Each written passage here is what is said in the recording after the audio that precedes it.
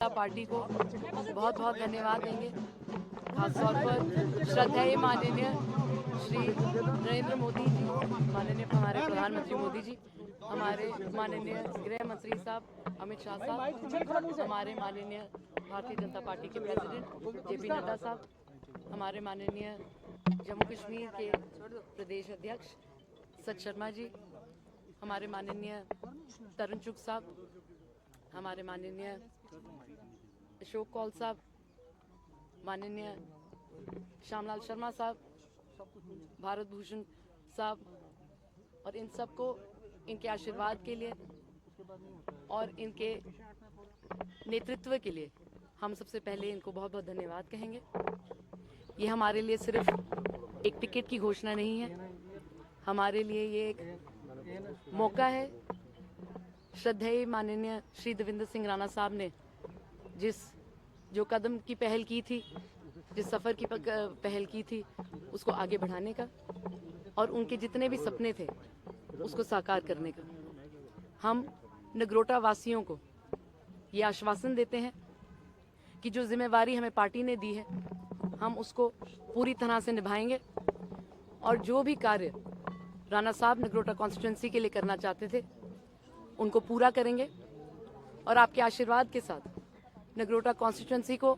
एक model constituency बनाकर इस तरह से चमकाएंगे कि पूरे भारत देश में पता चलेगा कि जिस तरह से भारतीय जनता पार्टी के नेतृत्व में श्रद्धेय माननीय श्री देवेंद्र सिंह राणा साहब नगरोटा कॉन्स्टिट्यूंसी का उत्थान करना चाहते थे, हम वो सारा उत्थान मिलकर करेंगे। हम एक बार फिर भारतीय जनता पार्टी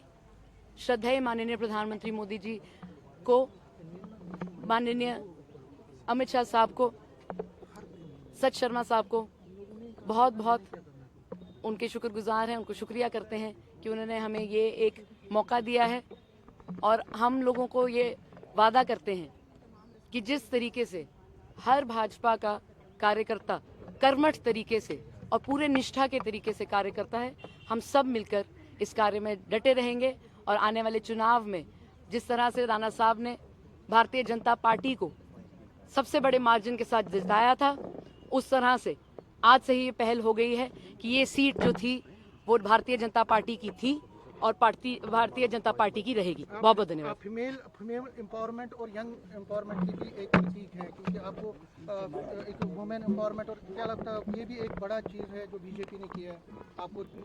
ये मैंडेट देकर? जी, हमारा बहुत सौभाग्य है भारतीय जनता पार्टी से जुड़ने का। हमें लगता है भारतीय जनता पार्टी का जो नेतृत्व है इस पूरे विश्व में कहीं नहीं आपको मिलेगा। दुनिया की सबसे बड़ी पार्टी है और बहुत दूरदर्शी पार्टी है। उन्होंने महिलाओं का उत्थान किया है, उन्होंने युवाओं का उत्थान किया है। बहुत सारी ऐसी स्कीम है भारतीय जनता पार्टी की, खासतौर पर माननीय प्रधानमंत्री श्री नरेंद्र मोदी जी के नेतृत्व में, जिससे औरतें और युवाओं का उत्थान हुआ है। साथ ब साथ ये तो हम हैं ही हैं, एक औरत हैं और युवा हैं, पर हमें हमारे बड़े बुजुर्गों ने बहुत ज़्यादा आशीर्वाद दिया है। नगरोटा कॉन्स्टिट्यूंसी में हम आज तक जिस भी घर में गए हैं उन्होंने हमें गले लगाया है और हमें आज तक ये नहीं लगाया है कि हम किसी भी ऐसे किसी घर में जा रहे हैं जहाँ पे हमें उन्होंने वेलकम नहीं किया है। तो हम बहुत शुक्रगुजार हैं सबका, और ख़ास तौर पर भारतीय जनता पार्टी का, जिन्होंने हमें ये आशीर्वाद दिया है। और हमें उम्मीद है कि जिस तरह से निष्ठा से सारे काम करते हैं हमें भी वो मौका मिलेगा। पिछले एक साल में हमने बहुत सारे ऐसे कार्य किए हैं पार्टी के नेतृत्व में, खासतौर पर जितनी भी सारी स्कीम हैं उनको ग्राउंड पे लाकर उनको अमल करवाने का काम किया है। और आगे बढ़कर हमें यही उम्मीद है कि और ये कार्य जो हैं वो ज़मीनी तत्व पे आकर उतरें। और खासतौर पर जिस तरह से श्रद्धेय माननीय प्रधानमंत्री श्री नरेंद्र मोदी जी ने एक सपना देखा है विकसित भारत का, उसी तरह से हम एक विकसित नगरोटा बनाएंगे, एक विकसित जम्मू कश्मीर बनाएंगे और उसका उस सबके उत्थान के साथ एक विकसित भारत बनाएंगे। क्या पार्टी और पार्टी कार्यकर्ता एक है, क्योंकि सोशल मीडिया पर काफी ज्यादा वीडियो भारतीय जनता पार्टी जो है वो दुनिया की सबसे बड़ी परिवार है, दुनिया की सबसे बड़ी पॉलिटिकल पार्टी है और हम एक परिवार हैं। आपको पता है चर्चा बहुत ज़्यादा होती है, पर भारतीय जनता पार्टी का जो कार्यकर्ता है, भारतीय जनता पार्टी का जो नेता है वो चर्चा में विश्वास नहीं करता, वो काम करने में विश्वास करता है। और हम सब एक साथ होकर नगरोटा कॉन्स्टिट्यूंसी को जिस तरह से परचम भारतीय जनता पार्टी का श्रद्धेय माननीय श्री देवेंद्र सिंह राणा साहब ने परचम लहराया था, उसी तरह से हमने फिर से इकट्ठे होकर आगे बढ़ेंगे और पता चलेगा कि भारतीय जनता पार्टी ने जब सीट रिटेन करनी होती है तो किस तरीके से हम एक परिवार बनकर ये सीट रिटेन करेंगे। पहली बार इलेक्शन आप लड़ने जा रहे हैं, हैं और नगरोटा कॉन्स्टिट्यूंसी के लोगों को बहुत भरोसा है आप पर और काम भी आपने काफ़ी अच्छे किए हैं। क्या लगता है जीत हासिल होगी भाजपा की वहाँ से आपकी? देखिए, जब भी एक युवा मैदान में उतरता है तो बहुत ज़रूरी रहता है कि जो बड़े बुजुर्ग हैं वो उनको अपना आशीर्वाद दें, जो युवा हैं वो उनके साथ जुड़ें। और हमें बहुत उम्मीद है कि जिस तरीके से भारतीय जनता पार्टी के नेतृत्व में हमें ये आशीर्वाद दिया गया है आगे बढ़ने का, हमें पूरा यकीन है कि पिछले 1 साल में हमने जो कार्य किया है लोगों को पसंद आया होगा और अपना वो आशीर्वाद जिस तरह से उन्होंने हमें पिछले साल से देते आ रहे हैं वो आगे बढ़ते भी देते जाएंगे। आगे तो ऊपर वाले के हाथ में होता है, पर हम ये ज़रूर कह सकते हैं कि हमें आज तक बहुत प्यार मिला है, बहुत आशीर्वाद मिला है और हम फिर से एक बार फिर भारतीय जनता पार्टी को तहे दिल से धन्यवाद करते हैं कि जिस तरह से हमारे साथ बड़े बुजुर्ग, युवा, औरतें, हर तबके के लोग जुड़े थे, उनके ऊपर भी इन्होंने एक आज साहस और दृढ़ संकल्प के साथ आगे बढ़ने का एक मौका दिया है। हम बहुत बहुत शुक्रगुजार हैं और हम उम्मीद करते हैं कि नगरोटा कॉन्स्टिट्यूंसी में जिस तरह से राणा साहब 4 चांद लगाना चाहते थे वो अभी भी लगेगा। कुछ लोग बाहर से आए हैं और वहाँ पर कह रहे हैं कि हम इलेक्शन लड़ेंगे और हम जीतेंगे, भाजपा को हम धूल चटा देंगे। कोई रिप्लाई देना चाहेंगे विपक्ष में जो अभी इलेक्शंस में मन बनाए हुए हैं कि हम बाहर से आके यहाँ जीतेंगे? देखिए, ये जो आपका सवाल है इसका जवाब सिर्फ जनता दे सकती है और आज तक भारतीय जनता पार्टी को जो आशीर्वाद दिया है वही बना रहेगा। आपको बहुत बहुत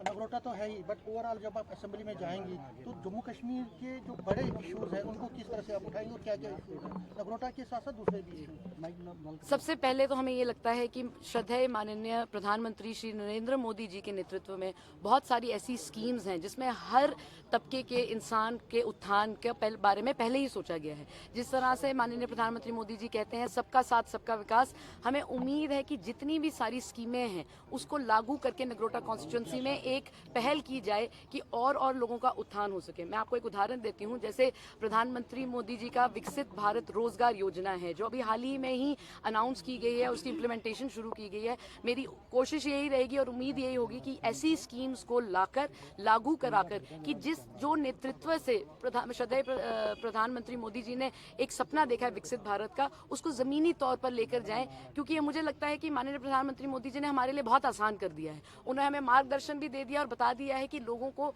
ये चीजें हैं और इस तरह से हम उनकी मदद कर सकते हैं। हमें उसमें आगे होकर, कर्मठ होकर समझना है कि हर इलाके की क्या उम्मीदें हैं, समझना है हर इंसान की क्या उम्मीदें हैं और उनको रिसोर्स से जोड़ना है कि जो जहाँ जिसकी भी अगर ज़रूरतें हैं उनको पूरा करने में हमारे, जिस तरह से मैंने कहा भारतीय जनता पार्टी बहुत बड़ी पार्टी है, इनका जो छत्र छाया है पूरे भारत देश में फैला हुआ है और कभी भी आज तक बड़ा आशीर्वाद रहा है पार्टी का और माननीय देवेंद्र सिंह राणा साहब का भी कि आज तक हमारे पास जो भी आया है हमने कोशिश की है उनकी उम्मीदों पे खरे उतरने की और हमें ये यकीन है कि आगे इतने सारे आशीर्वाद के साथ जब हम बढ़ेंगे तो ये सारे जो लोगों के सपने हैं वो सारे पूरे होंगे। जम्मू नैरेटिव था, जम्मू नैरेटिव बहुत बड़ा था और जम्मू